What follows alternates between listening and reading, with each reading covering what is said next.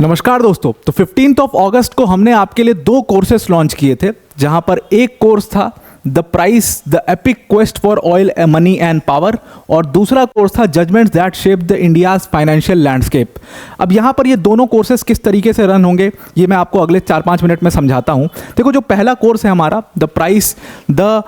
Epic quest for oil money and power, इसमें हम जो मॉडर्न डे जियोपॉलिटिक्स अगर आप समझते होगे और मॉडर्न डे जियोपॉलिटिक्स में जो पूरी पावर डायनेमिक्स है अगर आप उसको समझते होगे तो आपको पता होगा कि दो चीज़ें हैं जिनके ऊपर में ये मॉडर्न डे जियोपॉलिटिक्स डिपेंड करती है। अगर आप 1900 से लेकर के 1950-60 तक का जो समय देखोगे वो, या 2000 तक का अगर आप मोटा मोटी समय ले लो, आज का भी समय है, मेजरली हम ऑयल पर ही डिपेंडेंट। अगर आप इंडिया कंट्री को देखो तो मेजरली जो है वो ऑयल पर डिपेंडेंट है, अभी तक भी हम नॉन रिन्यूएबल सोर्सेज पर डिपेंड नहीं हो पाए हैं। तो यहाँ पर अगर आप देखोगे तो एक तो ऑयल की जियोपॉलिटिक्स इंपॉर्टेंट है और दूसरी चीज़ जब हम टेक एज में पहुंचते हैं, टेक्नोलॉजी डेवलप होती है और उसके बाद टेक्नोलॉजी के डेवलप होने के बाद जो माइक्रोचिप्स की इंपॉर्टेंस दुनिया को समझ में आती है, तो फिर माइक्रोचिप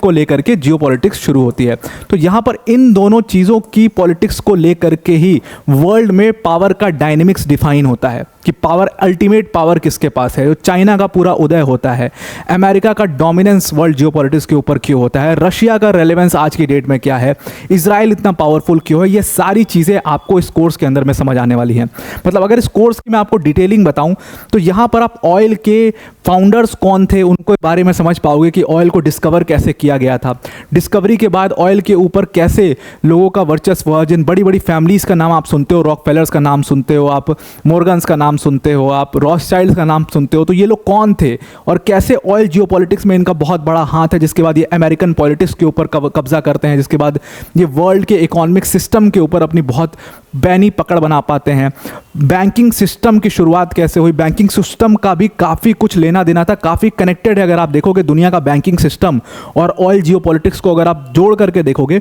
तो काफ़ी कुछ आपको समझ में आएगा कि ये चीज़ें कैसे डेवलप हुई और आज की दुनिया कैसे रन होती है और ये बैंकिंग सिस्टम्स कैसे चलते हैं, वो सारी चीज़ें हम यहाँ पर देखेंगे। उसके बाद ग्लोबल स्ट्रगल में आपको समझ में आएगा कि कैसे ये टोटल मतलब 5 लेक्चर्स हैं, 1 2 3 4 5 ये लेक्चर्स होंगे। तो मतलब इस टॉपिक के अंदर में यानी कि ऑयल पावर एंड मनी,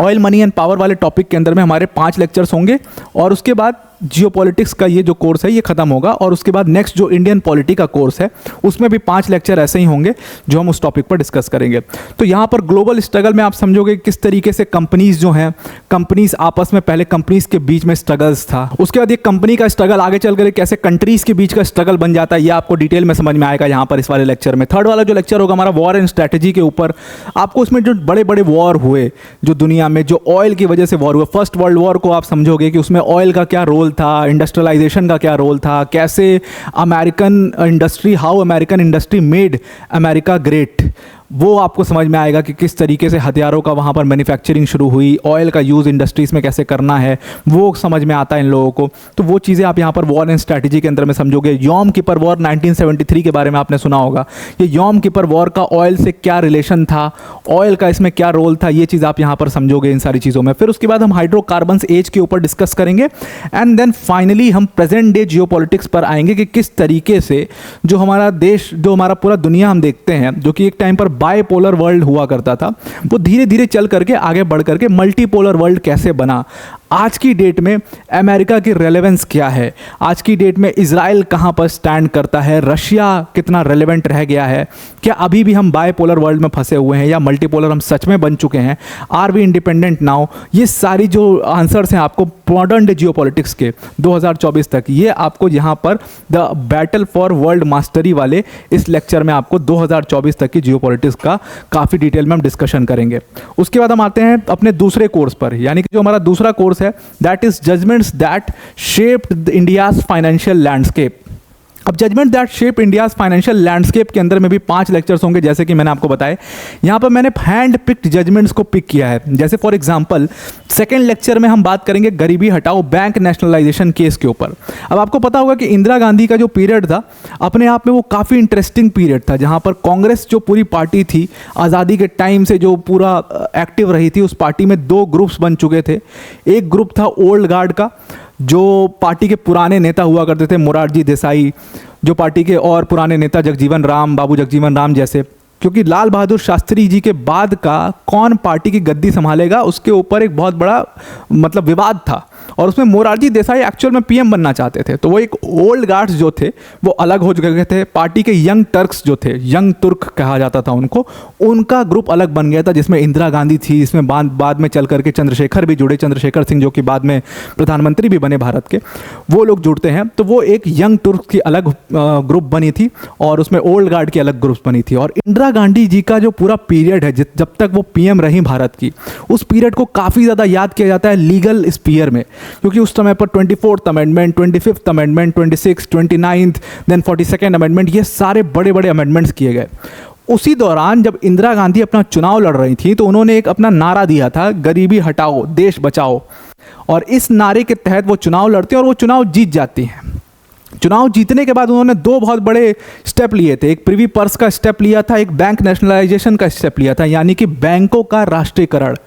तो इस तरीके से हम इस केस को समझेंगे कि कैसे बैंक नेशनलाइजेशन केस के बाद, अब ये बैंक नेशनलाइजेशन उन्होंने किया था, उसके बाद इसको चैलेंज किया गया था सुप्रीम कोर्ट में, और सुप्रीम कोर्ट का बड़ा ज़बरदस्त जजमेंट आया इसके बाद इस पे बैंक नेशनलाइजेशन के ऊपर। और इसके बाद इंडिया का जो फाइनेंशियल लैंडस्केप है उसकी वहाँ पर आप समझ लो एक तरीके से नींव रखी गई थी। और आज जो आप इंडिया का बैंकिंग सिस्टम देखते हो, इंडिया का इंश्योरेंस सिस्टम देखते हो, वो सब कुछ यहाँ से शुरू होता है।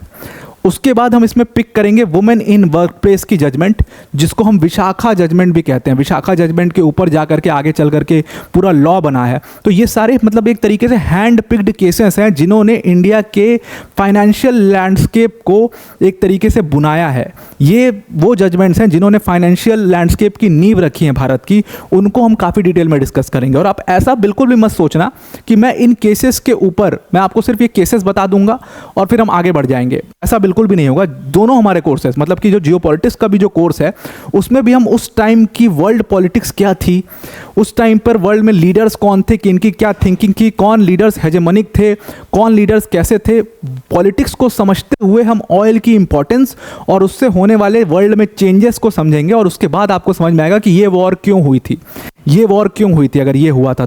तो मतलब कंप्लीट सिनेरियो हम समझने वाले हैं। मतलब उस पूरे इवेंट, मतलब अगर आपको मैं टाइम पीरियड दूं तो अगर आप 1800 से शुरू करिए तो जितने मेजर इवेंट्स हुए हैं 2024 तक, आप समझ लो इस पूरे कोर्स में, मतलब इन 5 लेक्चर्स में हम वो सारे मेजर इवेंट्स काफ़ी डिटेल में समझ लेंगे। तो ऐसा बिल्कुल भी मत समझना कि ये ऊपर ऊपर आपको चीज़ें बताई जाएंगी। तो ठीक उसी तरीके से भारत की इंडियन पॉलिटी को हम इस पीरियड के दौरान इंदिरा गांधी वाले पीरियड से अगर पिक करेंगे तो वहाँ से आज प्रेजेंट टाइम तक जो इंडियन पॉलिटी में मेजर फाइनेंशियल चेंजेस आए हैं उसको हम काफ़ी डिटेल में यहाँ पर हैंड पिक जजमेंट्स के थ्रू समझेंगे। तो वैसे ही ये वुमेन इन वर्कप्लेस वाला जजमेंट था।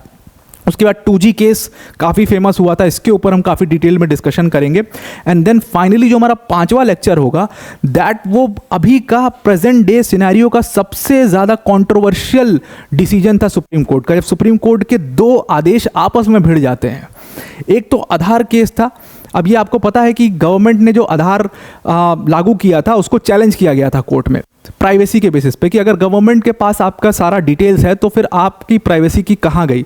जब आप एक जजमेंट आती है केएस पुत्तास्वामी और उसमें आप कहते हो कि right to privacy is a fundamental right, तो फिर ये फंडामेंटल राइट हमारा कैसे इन्फ्रिंज किया जा सकता है आधार केस में। तो ये मेजर क्वेश्चन था आधार केस में, और यहाँ पर जो सुप्रीम कोर्ट का ज़बरदस्त ओपिनियन था उसको हम काफ़ी डिटेल में समझने की कोशिश करेंगे। तो इन हैंड पिक जजमेंट से बेसिकली आप क्या करोगे, एक तो आपको इंडिया की पॉलिटिक्स बहुत अच्छे से उस समय की समझ में आएगी, और कैसे इंडिया की पॉलिटिक्स लिंक होती है इंडियन जुडिशरी से, कैसे सुप्रीम कोर्ट के डिसीजंस जो हैं वो मेजर जो है वो डिफ्लेक्शन लाते हैं पॉलिटिक्स के अंदर में, उसको आपको समझने में यहाँ पर काफ़ी हेल्प मिलेगी इन सारे लेक्चर्स के थ्रू, इन सारे जजमेंट्स के थ्रू। अब यहाँ पर एक चीज़ और थी, जैसे अभी बड़े बड़े रेप केसेस जो सामने आए, जितने जघन्य कांड सामने आए, Kolkata rape and murder case काफ़ी ज़्यादा मतलब बुरा केस है, वो सामने आया। उसके बाद उत्तराखंड में नर्स का रेप होता है, वो सामने आया। और फिर उसके ऊपर से एक बात चलती है कि डीएनए प्रोफाइलिंग क्यों नहीं करवाई जाती है भारत के अंदर में। अगर हर पर्सन की डीएनए प्रोफाइलिंग, जब आधार पैन कार्ड ये सब चीज़ें बनी हुई, इससे डीएनए प्रोफाइल भी लिंक कर दिया जाए ताकि डीएनए को तुरंत मिले और एक प्रोफाइल सर्च मारा जाए तो उससे किस पर्सन का डीएनए वो सीधा निकल करके आ जाए। जैसी सुविधा यूएस जैसे देशों में ऐसे करने की कोशिश की जाती है, तो वैसा भारत में क्यों नहीं किया जाता है डीएनए प्रोफाइलिंग। तो इसके ऊपर भी इस आधार केस में एक बड़ा ही डिसेंट ओपिनियन है एक जज का, वो काफ़ी डिटेल में हम डिस्कस करेंगे डीएनए प्रोफाइलिंग के ऊपर भी, कि वहाँ पे प्रॉब्लम क्या थी और समस्या क्या फंसती है। तो ये सारी चीज़ें समझ लो आप, मतलब इन जजमेंट्स के थ्रू आप ये जो पूरा पीरियड था, मतलब कि इंदिरा गांधी जी से पीरियड अगर उठाएं और उससे 2021-22 तक के पीरियड में जो भी बड़े इवेंट्स हुए थे उन सबको आप डिटेल में समझ पाओगे,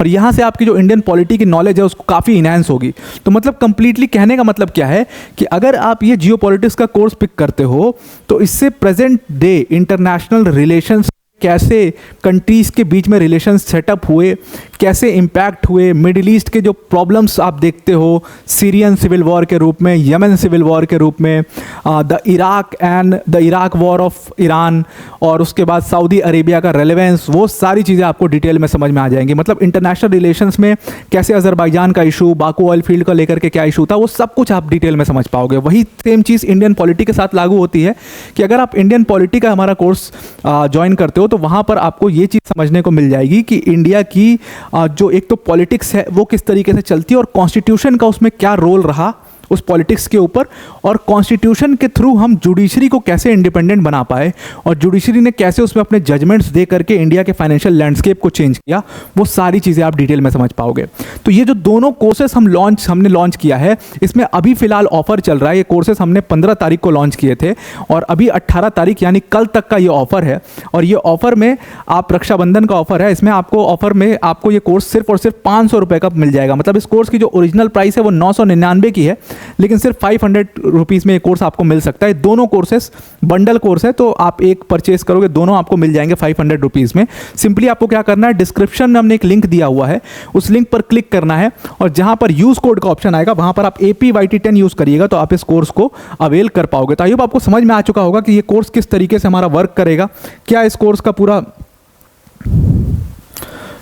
तो आपको समझ में आ चुका होगा कि किस तरीके से ये कोर्सेस वर्क करेंगे, क्या कैसे इनमें लेक्चर्स होंगे, किन लेक्चर्स में हम क्या सीखने वाले हैं, ये सारी चीज़ें कितनी डिटेल्ड होंगी, उसका मैं आपको एक आइडिया दे रहा था। आई होप आपको इस समझ में आ गया होगा। अगर आप इस कोर्स को परचेज करना चाहते हैं तो डिस्क्रिप्शन में इसकी लिंक दी हुई है, उस लिंक पर जाकर के इस कोर्स को आप ज़रूर से परचेज कर लीजिएगा। अगर आपको किसी भी तरीके का डाउट है तो इसी वीडियो के कॉमेंट बॉक्स में आप अपने डाउट लिखिएगा, हमारी टीम कोशिश करेगी उसको आंसर करने के लिए। और ये दोनों कोर्सेज जो हैं इसमें लेक्चर्स जो हैं वो मेरे द्वारा ही लिए जाएंगे, और ये कोर्स का जो स्टार्टिंग डेट है दैट इज 21 अगस्त। 21 अगस्त से ये कोर्स स्टार्ट होगा और रोज इस कोर्स में क्लासेस लगाई जाएंगी, लाइव क्लासेस होंगी। और डिस्क्रिप्शन में लिंक दिया हुआ है इस कोर्स के बारे में, ज़्यादा जानकारी अगर आपको चाहिए तो आप उस लिंक पर जाकर के एक बार चेक कर लीजिए कि ये कोर्सेज कैसे रन होंगे और इस कोर्सेज का शेड्यूल क्या होगा। तो आई होप आपको ये पूरा समझ में आ चुका होगा हमारे कोर्सेज के बारे में। तो आज के लिए इतना ही। Thank you and have a nice day.